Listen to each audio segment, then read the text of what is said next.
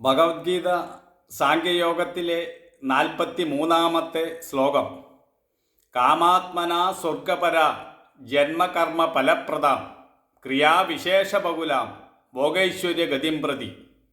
അതായത് കാമസങ്കല്പങ്ങളിൽ മാത്രം മുഴുകിക്കഴിയുന്നവരും സ്വർഗപ്രാപ്തിക്കായി ജീവിതം സമർപ്പിച്ചവരും ആവർത്തിച്ചുള്ള ജന്മകർമ്മങ്ങളെ തരുന്ന വിവിധ കർമ്മങ്ങളിൽ താൽപ്പര്യമുള്ളവരും ഭോഗവും ഐശ്വര്യവും തരുന്ന മാർഗത്തിൽ ചരിക്കുന്നവരുമായ അജ്ഞന്മാർ നിശ്ചയാത്മക ബുദ്ധിയുള്ളവരല്ല. അവർക്കൊരിക്കലും ദൃഢനിശ്ചയത്തോടുകൂടിയ ബുദ്ധി ഉണ്ടാകുന്നില്ല എന്നാണ് ഇവിടെ പറഞ്ഞിരിക്കുന്നത്.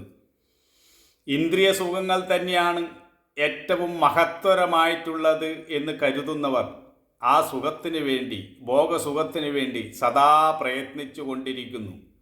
ആഗ്രഹപൂർത്തിക്ക് വേണ്ടിയാണ് അവർ പ്രയത്നിച്ചു കൊണ്ടിരിക്കുന്നത്. എന്നാൽ അവരുടെ ആഗ്രഹങ്ങൾ ഒരിക്കലും പൂർത്തീകരിക്കപ്പെടുന്നില്ല. കടലിലെ തിര പോലെ ആഗ്രഹങ്ങൾ ഇങ്ങനെ ഉയർന്നുകൊണ്ടിരിക്കുന്നു. ഒരു തിര പിന്നെ മറ്റേ തിര, ഇങ്ങനെ ഒന്നിനു പിറകെ മറ്റൊന്നായി ആഗ്രഹങ്ങൾ ഉണ്ടാകുന്നു. എരുതിയിൽ എണ്ണയൊഴിക്കുന്നത് പോലെ അവരുടെ ആഗ്രഹങ്ങൾ ഇങ്ങനെ ആളിക്കത്തിക്കൊണ്ടിരിക്കുന്നു. അവർക്കൊരിക്കലും ഒരു സ്വസ്ഥത കിട്ടുന്നില്ല. 10 കിട്ടുകിൽ 100 മതിയെന്നും ശതമാകിൽ സഹസ്രം മതിയെന്നും 1000 പണം കയ്യിലുണ്ടാകുമ്പോൾ ആയുധമാകിൽ ആശ്ചര്യമെന്നതും ഇങ്ങനെയാണ് ആഗ്രഹങ്ങളുടെ പോക്ക്. അതിനൊരിക്കലും ഒരു അറുതി വരുന്നില്ല. അതുകൊണ്ട് തന്നെ അവർക്ക് എത്ര തന്നെ സമ്പാദിച്ചു കൂട്ടിയാലും പിന്നെയും വീണ്ടും വീണ്ടും വേണമെന്ന് തോന്നും. അതുമാത്രം പോരാ, പിന്നെ ഇവിടുത്തെ സുഖം പോരാതെ അവർ പിന്നെ സ്വർഗത്തിൽ പോകണമെന്നുള്ള ആഗ്രഹവും അവർക്ക് വരുന്നു. ഇങ്ങനെ ഒരു തരത്തിലും അവർക്കൊരു മനസമാധാനം എന്നത് ലഭിക്കുന്നില്ല. അവരുടെ മനസ്സിങ്ങനെ ചലിച്ചുകൊണ്ടിരിക്കുകയാണ്. അവർക്ക് ഒരു ദൃഢനിശ്ചയത്തോടു കൂടിയ ബുദ്ധി കിട്ടുന്നില്ല.